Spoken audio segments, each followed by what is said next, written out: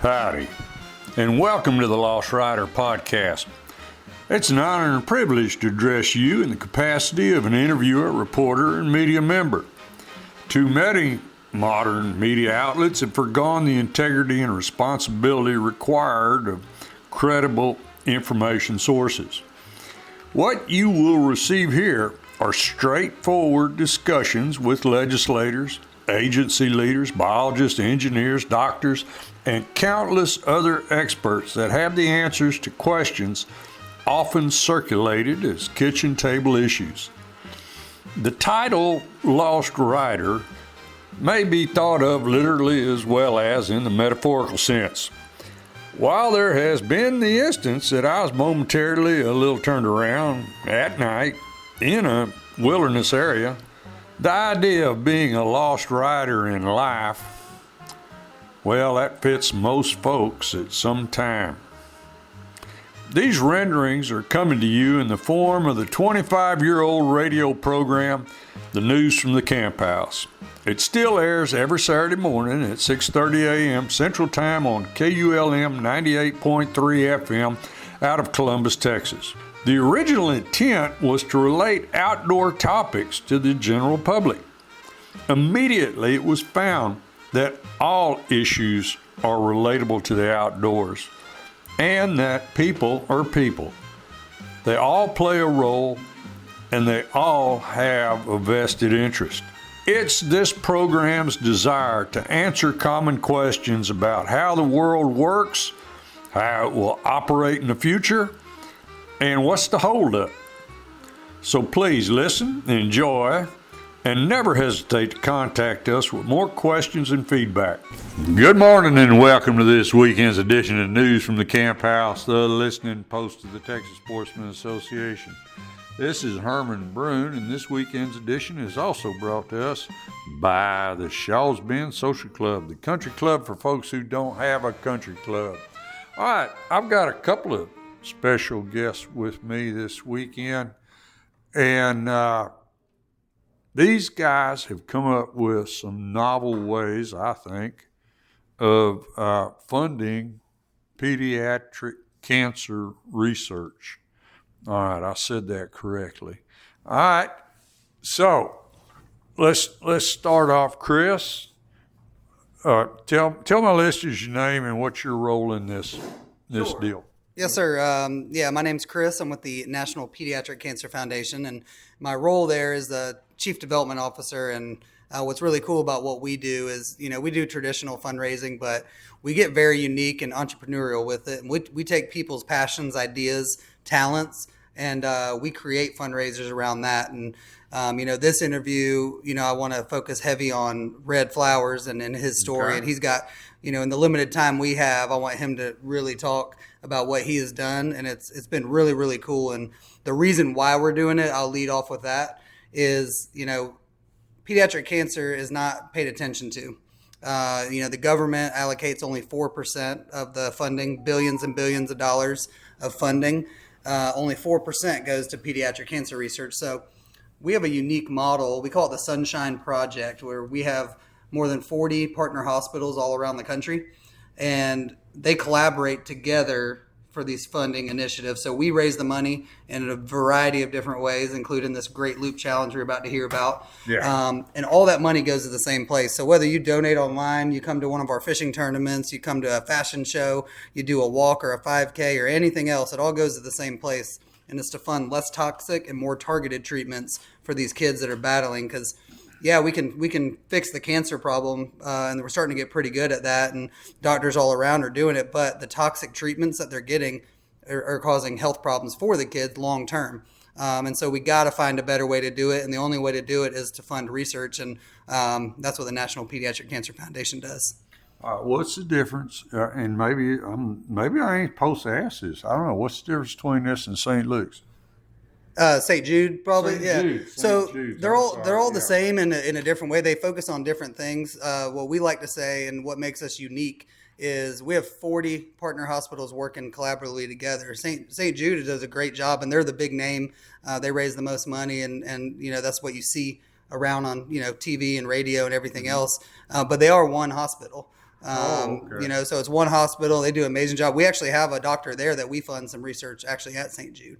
A lot of our research is we focus on, and the reason why the doctors come to us and want to be a part of it is because there's a lot of rare and less known cancers out there where there might only be 300, 400 kids a year diagnosed with it, and no one would ever spend the money to do a trial on it. But these guys want to do it, and we're there to help fund it.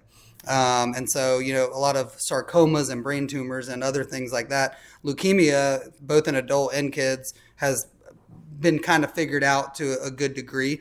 And so we don't really have any leukemia trials, but we focus on a lot of the hard to figure out ones and ones that no one's paying attention to. Okay. All right. Now, we want to come over here to Captain Red Flowers. And, okay, now you've got your own cancer story. Yes, sir. Go ahead. Yes, sir, I do. So about 9 years ago, on a routine doctor's visit to the dermatologist, I had a spot taken off my back that was assumed to be nothing.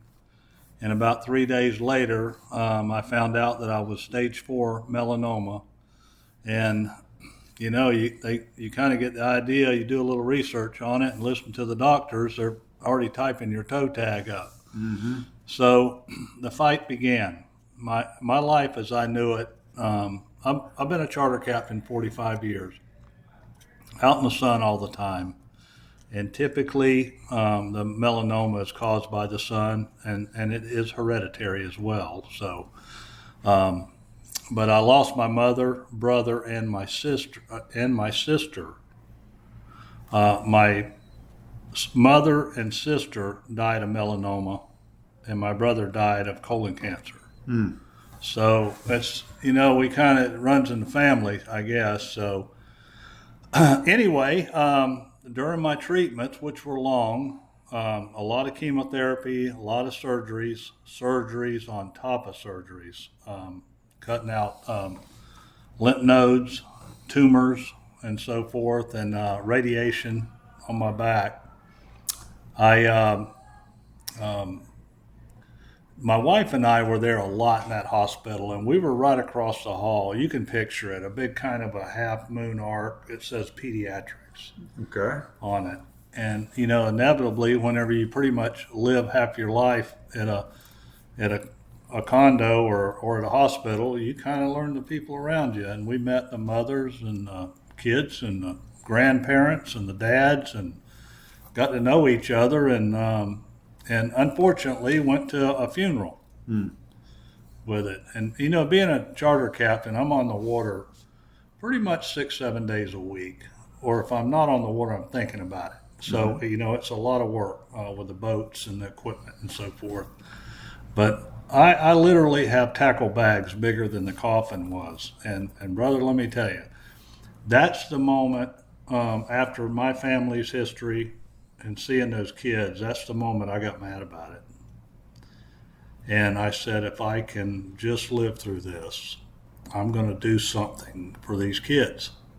We're going to do something. So the research on my behalf started looking up National Pediatric Cancer.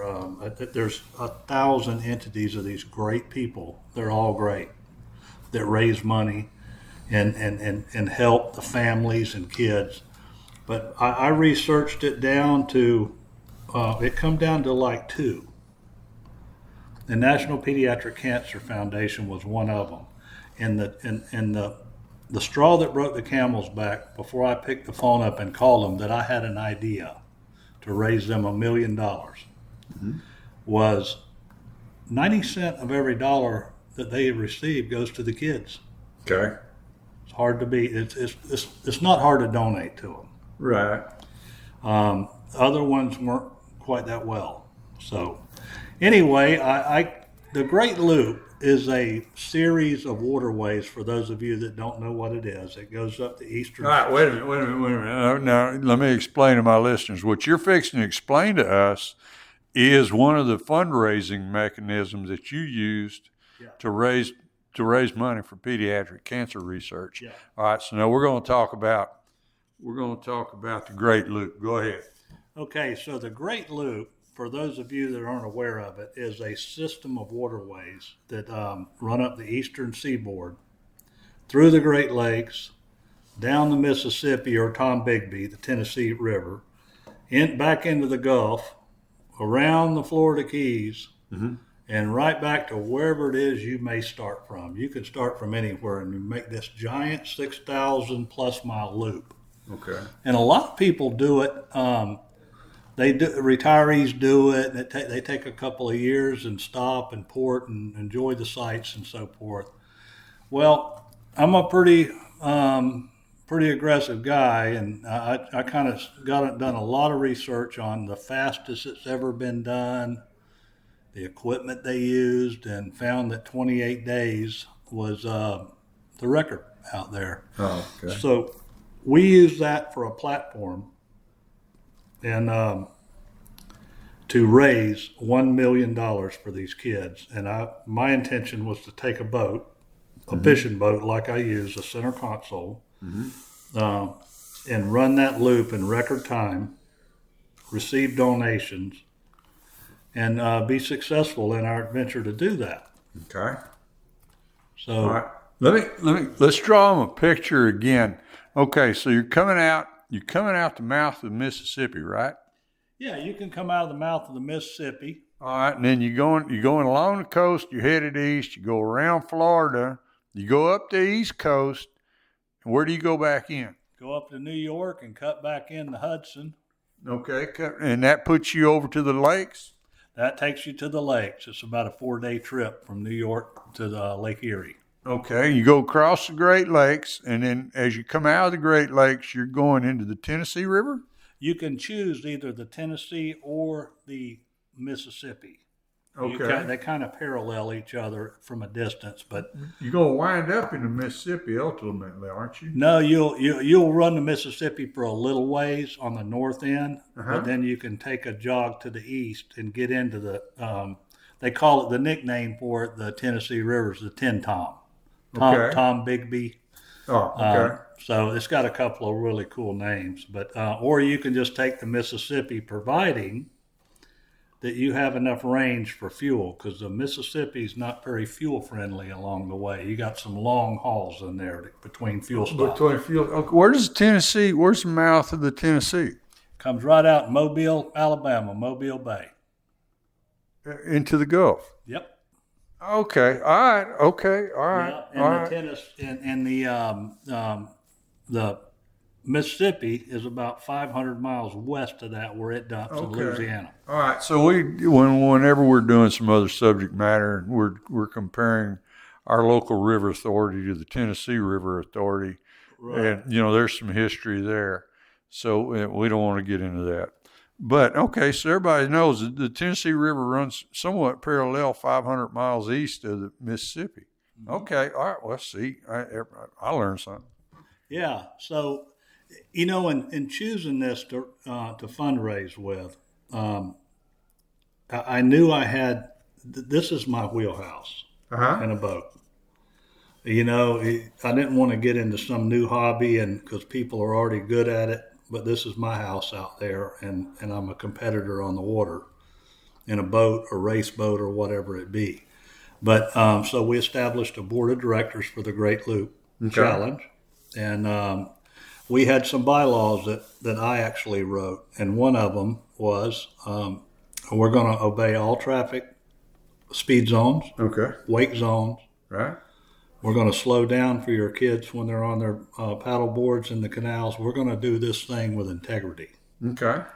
But we're going to run long and hard. Yeah, you're just going to keep it rolling. We're going to be underway, making way, as long as we got fuel. All right. Tell you what, let's take a quick break and thank the folks who let us come on here every Saturday morning. And we got to hear more about this. All right, we'll be right back. Thank goodness for all the great sponsors we have here at News from the Camp House. HEB Food Stores. That's Stephen Tice at HEB. He helps me. He helps the community. He's a great man. I'm so thankful HEB loosened him up, lets him go around and sponsor a few things. HEB's got all your food needs. It's the greatest food store we got here in Columbus. Thank goodness for HEB. First State Bank, you go over to the First State Bank, they'll take care of all your loans, all your deposits, your savings, anything you need. Bunch of great hometown people over there. You got Celia Tobias, John Pollock, everybody over there is looking out for you. Miss Barbara Barta. It's a great bunch of folks at the First State Bank is also sponsoring news from the camp house. First State Bank takes care of all my business. Baumgart Agency, Susan Baumgart at the Baumgart Agencies, her and Germania. She told me to plug Germania. Germania is an insurance that she likes to everybody to know about. The Baumgart Agencies. Miss Susan and I are classmates, been classmates. She got me out of high school, sat right beside her, put us in alphabetical order where I could copy. And Susan Baumgart over at the Baumgart Agency taking care of all your insurance needs.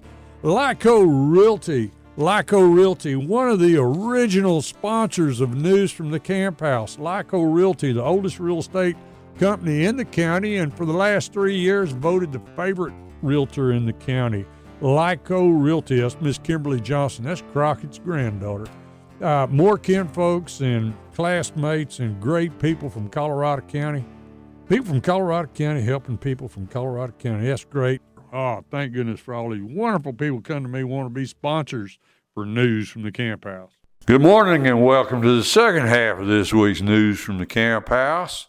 We're sitting here talking about the Great Loop, and it's all about fundraising for pediatric cancer research. So now, Captain Red Flowers did the Great Loop. And it's all, you come out the mouth of the Tennessee River, you go along the Gulf Coast, you go around Florida, you go back in, up by New York, you go in the Hudson, you go across the Great Lakes, come out of there, back into the Tennessee, and you made a great big old circle. How many miles is that? It's pushing 6,000. 6,000 mile loop. And you set out to do this in record time and get the fundraise and give all the money to pediatric cancer research. Yes, sir. That's what we did. So during the trip, with the record being at 28 days, to be straight up about it, we let the cat out of the bag now. The world record part of it was hype to get the fundraising going. It was all about the kids. Sure. But when I took off and got to New York in 3 days, I could smell blood in the water. Sure. I said, we're going to get this. We're going to do it all the above. Right. And the weather cooperated. The locks cooperated. It was not one drop of rain hit us. And we completed that loop in 19 days. Okay. And supposedly the previous record was 28 and y'all did it in 19. Yeah, it's kind of like breaking a record. Yeah, we slept about 2 hours a day, and I don't think we slept 10 hours the whole trip. Pretty tired. I think I'm still getting over it, and it's been about 6 months ago. So. Oh, my. All right, so, and it was just two of y'all on the boat. There was actually three of us. I had two friends riding along with me, and they wanted to complete the loop, and of course, I don't care how good you are at something. My wife had kind of wanted one of them to ride along anyway to make sure everything went good. Okay. All right. Okay, now everybody, would you please explain again what kind of boat this is? We used a Canyon Bay 28 hybrid with a single 400 on it, and the boat is built out of Perry, Florida, and I actually called the boat company and asked them for help in this plan, and they donated a boat to the cause. Good. No, that's good stuff. Yeah. Yes, and I've heard this story. So you asked them to help, and then they just told you to come back and pick up the boat. Yeah, and I'm the guy. I've never been good at asking for money. It's embarrassing to me, but for some reason now I've grown into it. Don't bother me anymore. Yeah, I get a little used because to I know I'm asking for the kids. It's not me. And somewhat easier now, but we got a new plan for 2026. It's going to be a Great Loop Challenge 2.0. Okay. We're working with another marine manufacturing company. And so far, I'm proud to say, our goal has been $1 million. We have $500,000 in the bank right now. Okay. At National Pediatric Cancer Foundation for these kids. It was an incredible amount of support. I set the goal high at $1 million. We're going to get it, and we're not going to stop there. So when we get $1 million, I was telling Chris, my goal, when we hit $1 million in the bank, I don't drink, so I'm going to have a glass of wine that night, and I'm going to have him hit the reset button, and we're going to start over. Mm-hmm. And we're going to come up with other ways to raise money. Sure. There's no end to it. All right. Okay. No, that's incredible. Well, you telling me, Chris, that y'all do have other fundraisers that y'all do as well, right? Yeah, absolutely. And, kind of the reason I'm here today is my relationship with Derek. Mm-hmm. That goes way back, and actually Michael Scherer, who's here too, right. I met previously before I was even a part of the foundation. He introduced me to Derek because we ran a fishing tournament out of Galveston for about 5 straight years, and Derek was my lead captain and kind of helped me find more captains out there for our charter boats. And so we have a bunch of cause campaigns, and they all started with an idea. Somebody had an idea. We ran with it, and some of them became a big thing that we turned into a continual fundraiser. So we call everything Something Funds the Cure, basically. So we have fishing funds the cure, we have cooking funds the cure, we have fashion funds the cure. We have a fashion show in Houston actually in October, and that event brings a couple $100,000 every year. We have a great committee here, so we can do anything. We have people calling us with crazy ideas, and we say yes to all of them pretty much, and see how we can support it. And it's exciting for me because folks like Red that get involved with it help us open the door to people that may not have heard about us before. A different market, if you will, of people, and they learn about all the things we talked about before about the why we need the funding. Mm-hmm. And all we ask is, hey, can people just share this? You see the story on Facebook, share it. You hear on this radio, reach out, ask us more questions, and help us tell other people about this. And as this new Great Loop 2.0 comes out, we hope everyone that's listening will, go on their Facebook or Instagram and follow the Great Loop Challenge, because we're going to keep continuing updates on there, and follow our homepage too with National PCF. And a share means a lot. Awareness is big. And, we said 43 kids a day get diagnosed with cancer. Our goal is, can we get 10,000 people out there, 10,000 listeners, 10,000 folks on Instagram? Can we get 10,000 people just to donate $43? Mm-hmm. We all spend more than that, even at fast food restaurants with our family nowadays. So it's, can we get everyone to buy in enough just to donate just a little bit, but have a lot of people do it? And that's how we reach that $1 million goal. And that's how we continue funding research. All these hospitals and these doctors have these great ideas that they bring to us every year, and we'd love to be able to just check mark and fund it all right away. But we don't have $50 million to hand over right now for all these great initiatives, but we might one day. We get enough people talking about what we're doing, and enough people like Red using his passion and his skills to go do something great. And we ask anybody out there to do the same. You have an idea, you want to help Red fundraise, you have a golf tournament, you can dedicate that money towards the Great Loop Challenge. You have a small fishing tournament somewhere where you don't have a charity partner. We'll come out there and talk about the foundation. We'll come to you. We'll help. If you need a donation link, we'll create a website for it that people can go straight to. So if you're out there and you want to help, just call us and let us know what we can do. All right. Okay. Now, that's one of the things I also wanted to ask Captain Red about again, about all the support that you started building while you were on the trip. People started hearing about it and started supporting you while you were doing in the middle of the race in the Great Loop Challenge. It was unbelievable. So I'm an old school guy.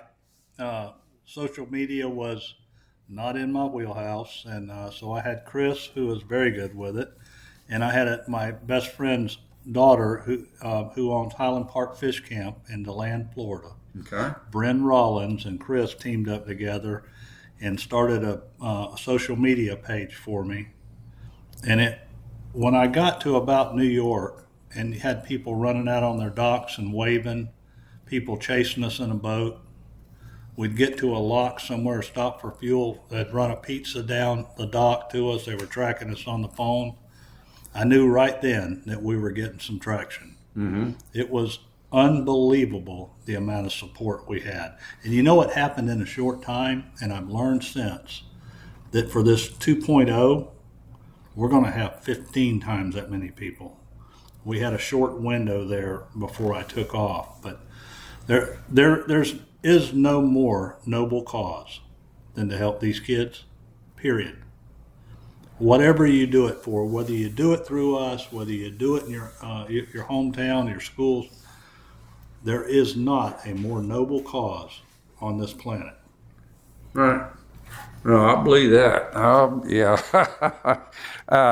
Yeah, we've tried helping St. Jude's in the past. And yeah, I get it. No, I get it. And yeah, y'all put out the word that y'all are coming next time, that great loop. Yeah, all those folks are going to kick in. Yeah. So, guys, it's been great having y'all here this morning. Yeah, thank you very much for having us. And for all you out there, just go to nationalpcf.org or just Google the Great Loop Challenge and shoot us a message and connect with us and keep your eye out because something cool is coming soon. Good. Okay, Captain Red, when does this next challenge start? You can start looking to hear about it at the end of this year. It'll be mid-spring next year. Okay. All right. Good deal. Guys, thank y'all for being with us. Thank you. Thank you very much. Thank you very much. All right, folks. I hope you enjoyed this weekend's edition, News from Camp House. Good stuff, interesting stuff, something for everybody to do. Follow these guys on the Great Loop Challenge. Captain Red Flowers. All right. It's all about funding the research for pediatric cancer. So, good stuff. All right. This weekend's edition of News from the Camp House was also brought to us by the Shaw's Bend Social Club, country club folks who don't have a country club. Now, go out, enjoy the weekend, have fun, be safe, and y'all just remember, pretty much any day is sure a good day to be out in the woods.